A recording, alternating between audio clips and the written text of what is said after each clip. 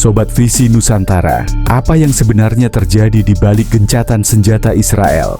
Apakah ini benar-benar tentang perdamaian atau ada agenda lain yang lebih besar? Mari kita mulai dari apa itu gencatan senjata.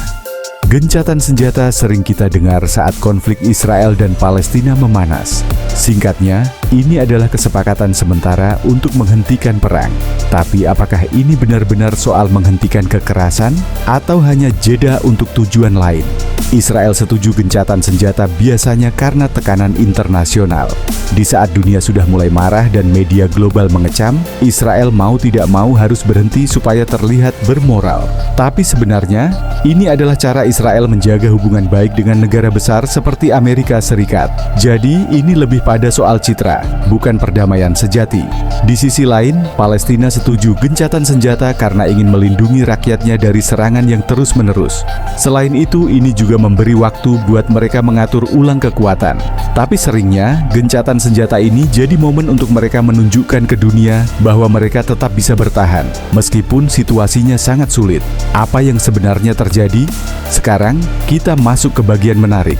Apa yang sebenarnya terjadi di balik gencatan senjata? 1. Alat untuk opini publik. Israel sering menggunakan gencatan senjata untuk menunjukkan bahwa mereka ingin damai. Padahal kenyataannya mereka sering terus membangun pemukiman ilegal di wilayah Palestina. Ini seperti mengatakan, lihat, kami menghentikan perang, tapi di balik layar mereka tetap ambil tanah Palestina. 2. Siklus konflik atau resesi perang. Bayangkan konflik ini seperti ekonomi. Ada masa naik dan ada masa turun. Gencatan senjata adalah masa turun untuk kedua pihak. Israel menggunakan waktu ini untuk membuat senjata baru atau memperbaiki militernya. Sementara Palestina menggunakan waktu ini untuk pemulihan. Jadi ini lebih seperti persiapan perang berikutnya, bukan solusi. 3. Bisnis di balik perang. Jangan lupa, perang itu bisnis besar. Ketika konflik berhenti, bantuan internasional mulai masuk untuk membangun wilayah yang hancur. Tapi tahukah Anda, banyak perusahaan yang untung besar dari proses ini, bahkan beberapa di antaranya terkait dengan negara-negara pendukung konflik itu sendiri. Jadi, gencatan senjata ini juga tentang uang, bukan cuma nyawa. 4. Kekuatan global bermain. Gencatan senjata juga sering jadi ajang unjuk kekuatan. Amerika Serikat misalnya biasanya tampil sebagai pahlawan yang bisa menghentikan perang, padahal mereka juga pemasok senjata ke Israel. Sementara negara-negara lain seperti Rusia dan Cina diam-diam mengamati untuk memperkuat pengaruh mereka di kawasan. Lalu, apa dampaknya? Sayangnya, gencatan senjata seringkali cuma jadi solusi sementara.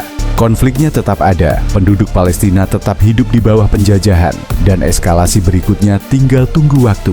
Bagi rakyat Palestina, gencatan senjata ini terasa seperti menunda penderitaan, bukan menyelesaikan masalah. Konflik Israel-Palestina seringkali dipandang melalui lensa gencatan senjata yang dianggap sebagai solusi sementara untuk menghentikan kekerasan. Namun, kenyataannya jauh lebih kompleks. Konflik ini bukan sekadar perang antara dua negara yang berseberangan, seperti yang terjadi antara Rusia dan Ukraina. Konflik ini adalah perjuangan kemerdekaan bagi Palestina yang terjepit di bawah penjajahan yang dilakukan oleh Israel. Apa yang terjadi di sana bukanlah perang biasa, tetapi sebuah genosida perlahan yang mengarah pada penghancuran sistematis terhadap kehidupan warga Palestina. Jika kita menyebut gencatan senjata sebagai solusi, itu hanya berarti menunda penderitaan tanpa menyelesaikan akar masalah yang sebenarnya. Gencatan senjata antara Israel dan Palestina seringkali disambut dengan harapan akan kedamaian, tetapi ini seringkali hanya menjadi langkah sementara yang memberi kesempatan bagi Israel untuk memperkuat posisinya, baik dari segi militer maupun diplomatik. Ketika gencatan senjata terjadi, Israel dapat menggunakan waktu tersebut untuk membangun pemukiman ilegal atau memperbaharui kekuatan militernya, sementara rakyat Palestina tetap hidup dalam blokade yang membatasi kebebasan mereka. Dalam konteks ini, gencatan senjata bukanlah solusi, melainkan alat untuk mempertahankan status quo yang tidak adil. Palestina tidak hanya berjuang untuk tanah, tetapi juga untuk pengakuan atas hak mereka sebagai bangsa yang merdeka. Tanpa pengakuan ini, tanpa hak untuk menentukan nasib sendiri, setiap gencatan senjata akan selalu berakhir dengan perang berikutnya.